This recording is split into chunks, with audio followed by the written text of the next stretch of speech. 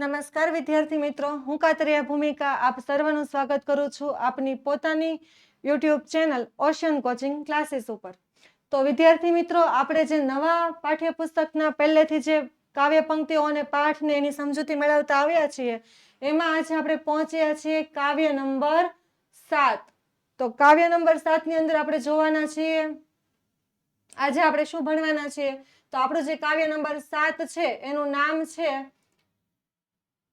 ભાઈ માણસ છે. જો આપણને આમાં કવિ શું કહે છે કે જે હોય ભાઈ તે શું છે, માણસ છે. તો માણસ તરીકે એની પાસે કેટલીક આવડતો પણ છે અને માણસ તરીકે કેટલી બધી ભૂલ પણ કરે છે. એટલે આ બે વાતમાં આમાં આપણને કવિ સમજાવવા માંગે છે કે ભાઈ જે કરે એ શું છે, તો માણસ છે. અને આપણે ગુજરાતીમાં તો એક કહેવત ફેમસ છે, તમને બધાને ખબર હશે કે માણસ માત્ર ભૂલને પાત્ર. એટલે જોઈએ આપણે એમાં કવિ પરિચય જોઈએ કે આવી સરસ મજાની કવિતા આપણને કોણે કીધી છે. તો એના સરસ મજાના આપણે કવિ છે જયંત પાઠક. જોઈએ હવે તો જયંત પાઠક જે છે એમનું પૂરું નામ શું છે, તો કવિ જયંત હિંમતલાલ પાઠક. એમનો જન્મ ક્યાં થયો છે, તો એમનો જન્મ થયો છે ગોઠ એટલે કે રાજગઢ, અને જિલ્લો કયો લાગુ પડે એને, પંચમહાલ લાગુ પડે. જો આપણે આ સરસ મજાના કવિતાના લેખક છે જયંત પાઠક.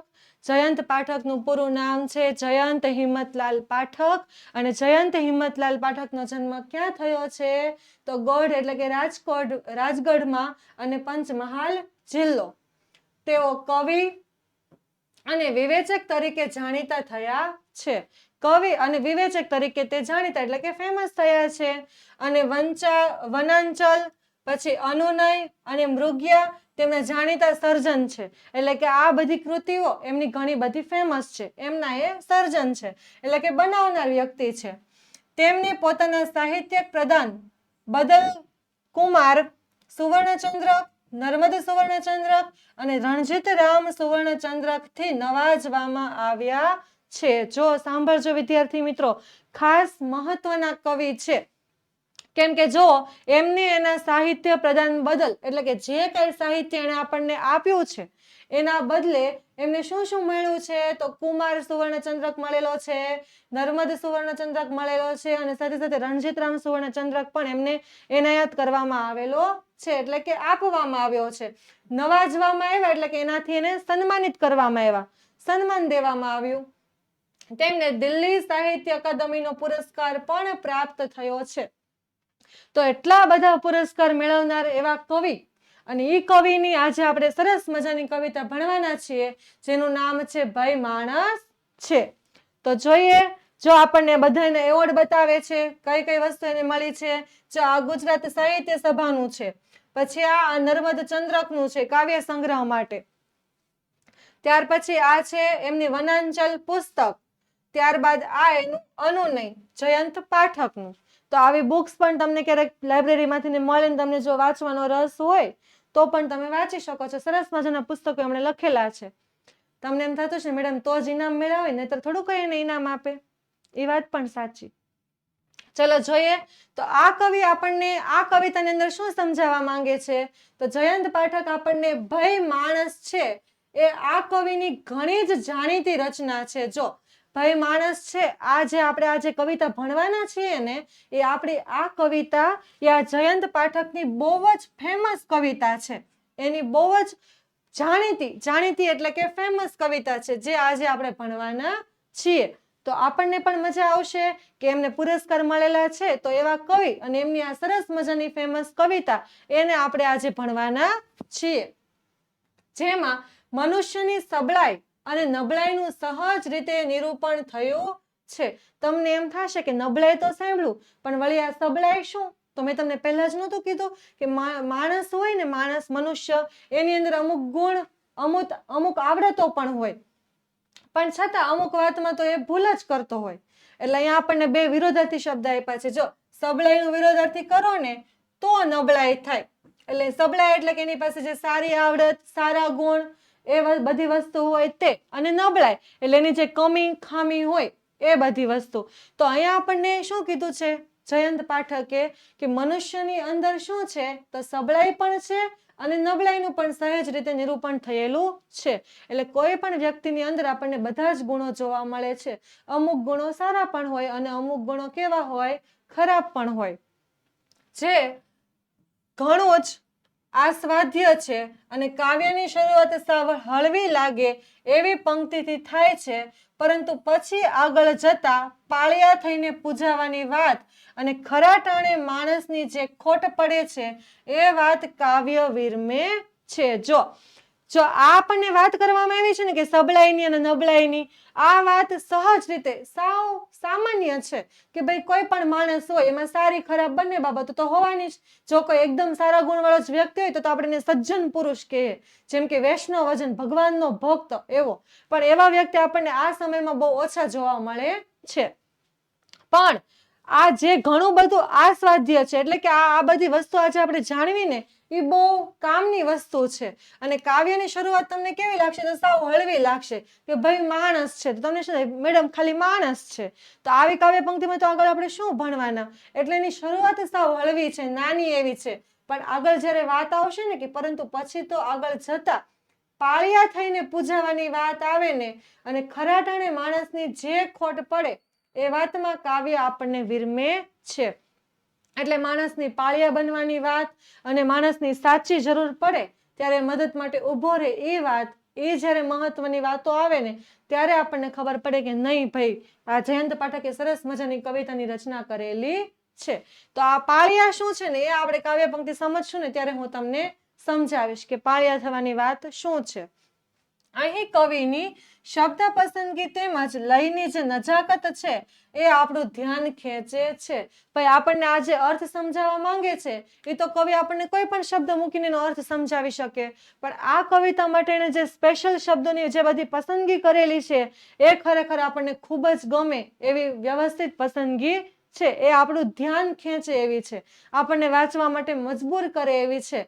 તો જ એમને એટલા બધા ઇનામો મળતા હોય ને, એવી સરસ મજાની કવિતાઓ એ લખતા હોય. તો જોઈએ આપણે શું ભણવાના છીએ.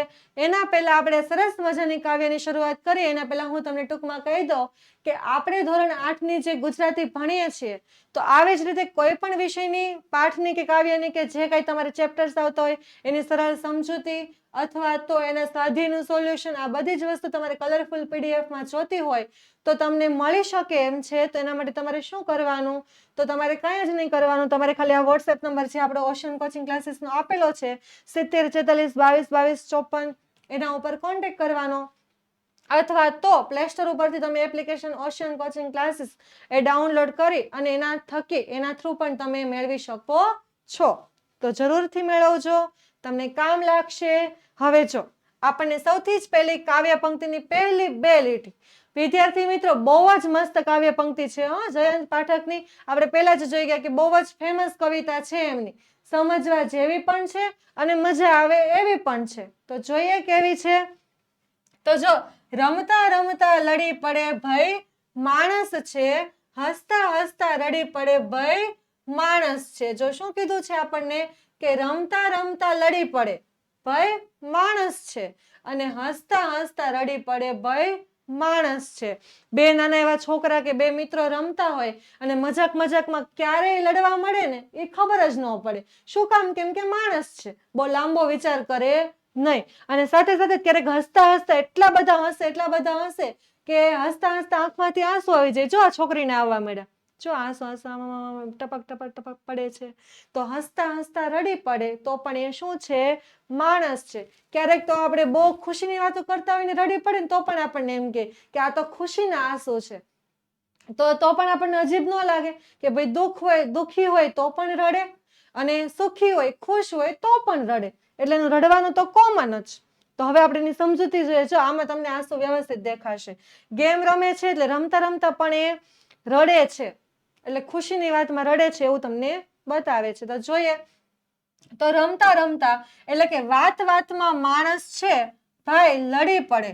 વાતમાં કાંઈ ન હોય, વાતનો કાંઈ અર્થ ન હોય, એટલો મોટો ઝઘડોય ન હોય, તો પણ એ વગર વાતમાં રડી પડે અને હસતા હસતા પાછું રડી પણ પડે. શું કામ? કે ભાઈ માણસ છે. માણસ છે એટલે એનો નોર્મલી આવો સ્વભાવ હોય છે કે એ બહુ લાંબા કઈ વિચાર કરતા નથી, જાજુ કઈ વિચારતા નથી. એને વાતમાં નહીં જેવી વાતમાં પણ એને લડવા માટે જોઈએ છે અને હસતા હસતા ક્યારેક રડી પણ પડે છે. તમે કદાચ કહો એવો જોક્સ સાંભળ્યો તો એક બહુ મસ્ત જોક્સ ફેમસ છે કે એક ઘરમાં પતિ પત્ની બે રહેતા હોય એટલે સવારના બે ઝઘડો કરે. સવારના પત્ની પતિને બધું સંભળાવે, પતિ પત્નીને બધું સંભળાવે. ઝઘડો આખો દિવસ ચાલે, સવારથી બપોર, બપોરથી સાંજ. બંને જણે કાંઈ જ કામ ન કર્યું, કાંઈ રસોઈ ન બનાવી, કાંઈ ખાધું નહીં, કાંઈ જ કામ નહીં. લડવામાં ઝઘડવામાં જ આખો દિવસ પસાર કર્યો. પછી આજુબાજુ એને પાડોશી હોય ને સોસાયટી વાળા, એ બધા કંટાળા કે આ લોકો સવારના બોલ બોલ બોલ બોલ કરે, હવે તો આને કોઈક ચૂપ કરાવો. આપણું માથું દુખવા માંડ્યું, આપણો મગજ પાકી ગયો, એટલો બધો તો છે ને ઝઘડો હોય. એટલે આજુબાજુ વાળા બધા ભેગા થઈને પતિ પત્નીને સમજાવવા આવ્યા કે તમે કઈ વાત ઉપર ઝઘડો કરો છો, તમે સવારના બે બોલ બોલ બોલ બોલ કરો છો. હવે સાંભળીને અમે કંટાળી ગયા. તો જેવો એ પતિ પત્નીને સવાલ પૂછ્યો ને કે તમે કઈ વાત ઉપર લડો છો, તો બંને ચૂપ થઈ ગયા અને એકબીજાની સામે જોવે. તો આ બધાને એમ જો કે ભાઈ આ કેતા કેમ નથી, કેમ એકબીજાની સામે જોવે છે. પછી ખબર પડી કે બે વ્યક્તિ વચ્ચે કઈ વાત ઉપરથી ઝઘડો શરૂ થયો ને એ જ ભૂલી ગયા હતા. ઝઘડો કરતા કરતા સવારથી બપોર, બપોરથી સાંજ, સાંજથી રાત પડવા આવી. તો હવે એને મૂળ કઈ વાત હતી ને એ જ ભૂલાઈ ગઈ કે અમારો ભાઈનો ઝઘડો કઈ વાત ઉપર થયો હતો. અત્યારે તો બંને કેટલાય વર્ષો પછી ઉખેલીને કહી દીધું હોય. એટલે જે આજની મૂળ વાત હતી ને બોલો એ જ એના મગજમાં નહીં, વગર વાતે એમનેમ ઝઘડો કરતા હતા. એટલે આપણને શું કવિ કહે છે કે આ તો માણસ છે, આને તો કાંઈ ખબર પડે નહીં. રમતા રમતા એ લડી પણ પડે અને હસતા હસતા એ રડી પણ પડે. નહીં જેવી વાત હોય, ઝઘડો કરવા જેવી વાત ન પણ હોય, સમજાવવાથી માની પણ જવાતું હોય તો પણ એવી વાતોમાં એ ઝઘડો કરે. હવે જોઈએ શું કહે છે આપણને. પહાડથી એક કઠણ મક્કમ માણસ છે, દડ દડ દડ દડ દડી પડે ભાઈ માણસ છે. જો પહાડથી પણ એ મક્કમ, તો મક્કમ કઈ રીતે કહી શકાય ખબર? માણસ બે રીતે મક્કમ હોઈ શકે. કઠણ એટલે એનો મતલબ તમે એવું કહી શકો કડક, કડક, અથવા તો તમે એવું પણ કહી શકો કે મજબૂત.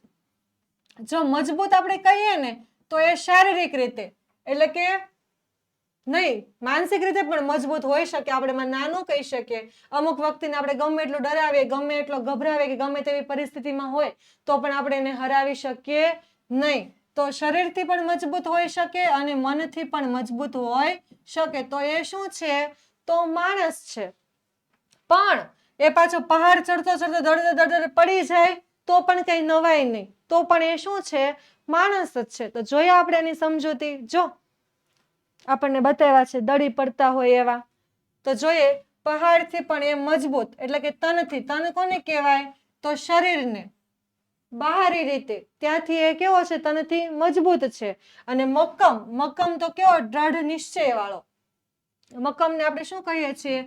તો દ્રઢ નિશ્ચય. તો દ્રઢ નિશ્ચય કેવો હોય? તો મનથી હોય. અને તનથી એટલે કેવો? તો શરીરથી. શરીરથી એ કેવો હોય? મજબૂત હોય. તો આપણે બે રીતે સમજવાનું છે કે પહાડથી પણ, આપણને બધાને ખબર છે કે ઊંચો મોટો પહાડ હોય એ કેટલો મજબૂત હોય. તો એની સાથે કોને સરખાવવામાં આવ્યો છે? તો માણસને સરખાવવામાં આવ્યો છે કે પહાડની જેમ જ બહારથી શરીરથી કેવો છે? તો મજબૂત છે. અને મનથી પણ કેવો છે? તો દ્રઢ નિશ્ચય, એકદમ મક્કમ, મજબૂત. આપણે એને હરાવી શકીએ નહીં.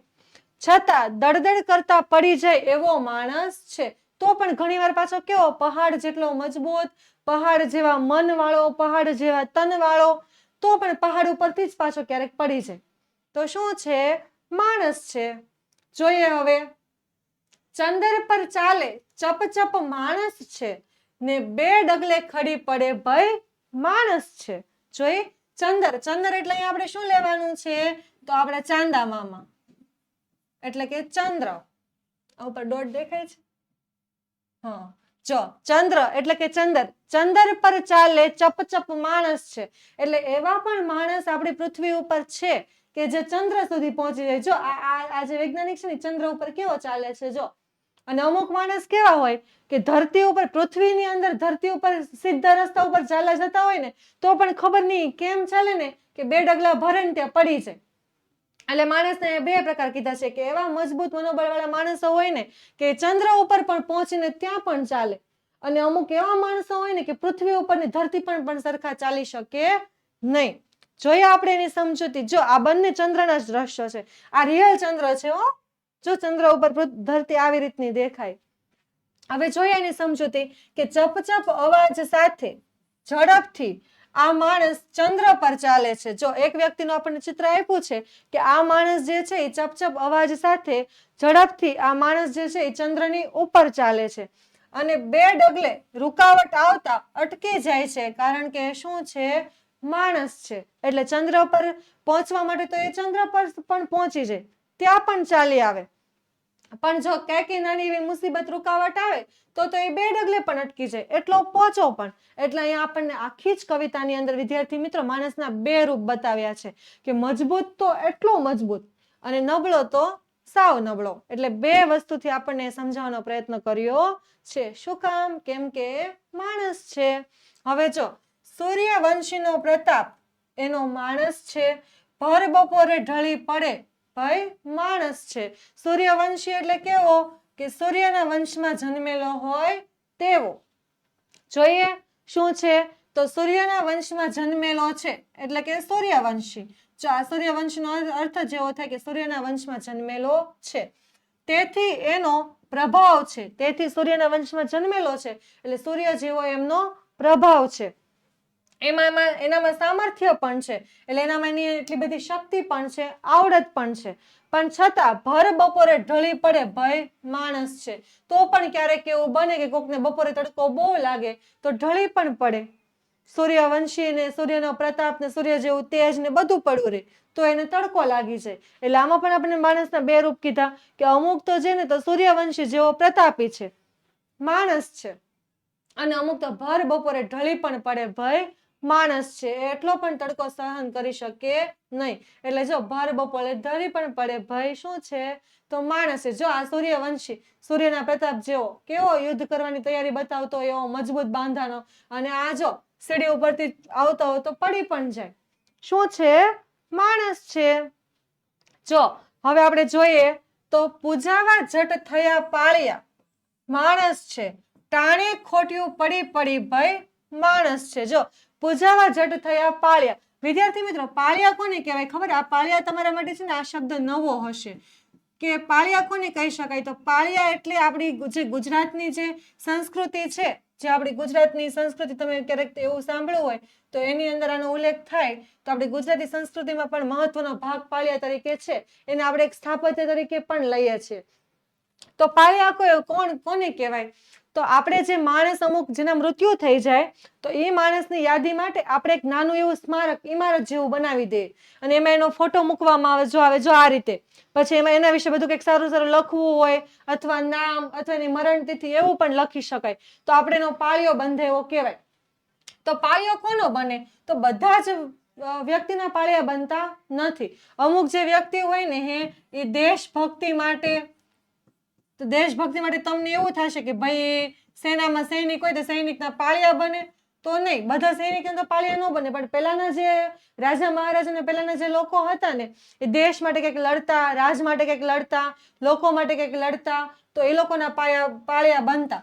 પછી ગૌ સેવાનું કામ કરે ને, ગૌ સેવા એટલે ગાયોનું રક્ષણ કરવા માટે કોકની માટે સામે લડતા લડતા મરી જાય, ગાયોનો જીવ બચાવવા પ્રયત્ન કરે. પછી સ્ત્રી માટે લડી પડે, એટલે કે એવું નહીં સ્ત્રી ગમતી હોય ને મને આપને એવું નહીં. આપણે સ્ત્રીના રક્ષણ માટે લડે અને સ્ત્રીના રક્ષણ કરતા કરતા એ મૃત્યુ પામે ને, એનું મૃત્યુ થાય ને યુદ્ધ કરતા કરતા, તો પણ એ વ્યક્તિના પાળિયા બાંધવામાં આવે છે. જો ગૌ સેવાના કામ કરે, દેશભક્તિના કામ કરે, સ્ત્રીના રક્ષણ માટેના કામ કરે, આવા કામો કરતા કરતા, આ લોકોની રક્ષા કરતા કરતા બીજા કોઈ વ્યક્તિની સામે લડતા લડતા જો એ મરી જાય તો એવા વ્યક્તિના પાળિયા બાંધવામાં આવે છે. તો આપણને આમાં શું અર્થ કહે છે? તો જો આ એ માણસ છે જે પરમાર્થે શરીર થઈને ખાંભી રૂપે પૂંજાય છે. જો એની ખાંભી બનાવી આ રીતે. જો આને પાળિયો કહેવાય. પાળિયો એટલે ખરેખર એમ જ થાય કે ખાંભી, કોઈ વ્યક્તિની યાદમાં આપણે એની ખાંભી બનાવીએ તે. જો આ ખાંભી આવી જ હોય. આપણે આમાં તો ફોટો કંડારેલો છે, આપણે નામ પણ લખી શકીએ અને મૃત્યુ તિથિ પણ લખી શકીએ અને કદાચ મરવાનું કારણ લખવું હોય તો એ પણ લખી શકાય. એટલે જો આ તો એ માણસ છે જે પરમાર્થે એટલે પરમાર્થ એટલે પર એટલે બીજા, અર્થ એટલે બીજાના અર્થે, એટલે કે બીજાના માટે. પરમાર્થ એટલે શું કહેવાય? તો બીજાના માટે કહેવાય, બીજાના અર્થે, બીજાના માટે. એ નહીં લખાય.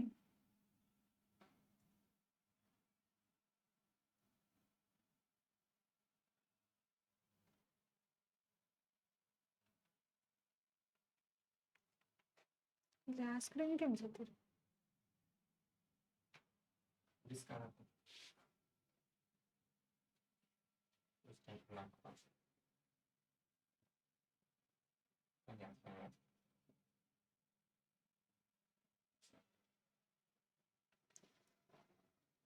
દેખો તે બધું ગયું. ચાલો, તો પાળિયાનો અર્થ તો આપણે સમજી જ ગયા છીએ. તો પાળિયામાં જોઈએ આપણે કે એની સમજૂતીમાં આપણને શું આપેલું છે? તો આ એ માણસ છે જે બીજાના અર્થે, આ એ માણસ છે જે બીજાના અર્થે, પરમાર્થે, પરમાર્થે એટલે કેવો? કે બીજાના અર્થે, તો બીજાના માટે. તો બીજાના માટે એ શું કરે છે? તો પોતાનું શરીર જે છે એ આપી દે છે. બીજા વ્યક્તિના વિચાર માટે એ પોતાનું શરીર આપી દે છે અને પોતે કેવો થાય છે? તો ખાંભી રૂપે પૂજાય છે. ખાલી શરીર જ નહીં વિદ્યાર્થી મિત્ર, એને જીવ પણ દેવો પડે. હા, યુદ્ધ કરતા કરતા, લડતા લડતા, તો જ આવી રીતેના પાળિયા કે ખાંભી બને છે. આને શું કહેવાય? પાળિયા, અથવા તો શું કહેવાય? ખાંભી. આવી રીતે બનાવવામાં આવે. તો બીજાના માટે એ પોતાનું શરીર, પોતાના પ્રાણ આપી દે તો પછી એ ખાંભી રૂપે પૂજાય, ખાંભી તરીકે એ પૂજાય.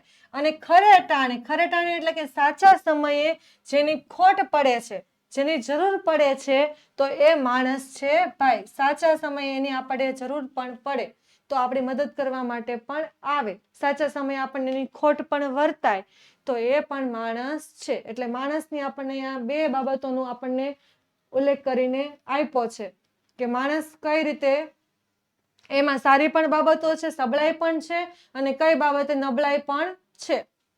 તો આપણને પણ ખબર પડે કે આપણી અંદર કઈ કઈ નબળાઈઓ રહેલી છે જેને આપણે દૂર કરવી જોઈએ. તો હવે આપણે જોઈએ ધોરણ 3 થી 12 ની નીચેની પીડીએફ અને પીપીટી તમને મળી શકે છે. એમાં છે સ્વ અધ્યયન પોથીનું સોલ્યુશન, પછી સમજૂતી સાથે સ્વાધ્યાય પોથીનું સોલ્યુશન, સ્વાધ્યાયનું સોલ્યુશન, પછી ગાલા સ્વાધ્યાય પોથીનું સોલ્યુશન, પ્રોજેક્ટ પ્રવૃત્તિ બુક, પ્રયોગ પોથી, ભૂગોળ પોથી અને અંગ્રેજી ગ્રામર. આ બધી જ વસ્તુઓના સોલ્યુશન, બધી જ બુક્સ તમને એની પીડીએફ કે પીપીટી મળી શકે છે. શેમાં? તો આપણો જે સંપર્ક છે, કોન્ટેક્ટ નંબર છે 7046222254 એના ઉપર, અથવા તો તમે એપ્લિકેશન ઉપર પણ પ્લે સ્ટોર ડાઉનલોડ કરી અને એમાં પણ તમે ઓશન કોચિંગ ક્લાસીસની ચેનલ જે છે એ એપ્લિકેશન જે છે એ ડાઉનલોડ કરો, તમને એના ઉપર પણ મળી રહે. અને વોટ્સએપ પર કોન્ટેક્ટ કરો તો પણ સેમ જ ફોન નંબર છે 7046222254. તો આના દ્વારા તમે એ મેળવી શકો છો. હવે આપણે શબ્દ જ જોઈ લઈએ. તો મક્કમ એટલે શું થાય? તો દ્રઢ. ત્યાર પછી છે પ્રતાપ. પ્રતાપ એટલે કે પ્રભાવ. સૂર્યવંશીનો પ્રતાપ હતો ને, પ્રભાવ, એ. પછી કઠણ. કઠણ એટલે પણ મક્કમ જ આપ્યું છે, પણ તમે કડક મનોબળ એવું પણ લખી શકો, મજબૂત મનોબળ તમે પણ લખી શકો. પછી ચંદર એટલે કે ચંદ્ર. ઝટ એટલે કે તરત, ઉતાવળે, ફટાફટ, તો પણ આપણે કહીએ ઝટ કરે. પછી ટાણું એટલે કે સમય અને વખત, એને આપણે શું કહીએ છીએ? તો ટાણું કહીએ છીએ. પછી પાળીઓ કોને કહેવાય? તો પાળીઓ એટલે કે સ્મારક તરીકે ઊભી કરેલી ખાંભી. સ્મારક, સ્થાપત્ય બનાવેલું કોઈની યાદમાં, કોઈના મૃત્યુ પછી એની યાદમાં આપણે સ્મારક ઊભું કરીએ તો એને આપણે શું કહીએ છીએ? પાળીઓ કહીએ છીએ. પણ બધા જ વ્યક્તિનું સ્મારક બનતું નથી. જોઈએ, સૂર્યના વંશમાં જન્મેલું એને આપણે શું કહીએ છીએ? તો સૂર્યવંશી એવું કહીએ છીએ. તો વિદ્યાર્થી મિત્રો, આ સાથે આપણે જે આખું જે આ કાવ્ય હતું ભાઈ માણસ છે એ આપણે સરસ રીતે જોઈ ગયા છીએ. જો તમને ગમ્યું હોય તો તમે જરૂરથી તમારા મિત્રોને શેર કરજો, ચેનલને સબસ્ક્રાઇબ કરજો. તમને કંઈ એવું લાગતું હોય કહેવા જેવું તો પ્લીઝ કોમેન્ટ કરજો અને અમારી સાથે જોડાયેલા રહેજો. Thank you.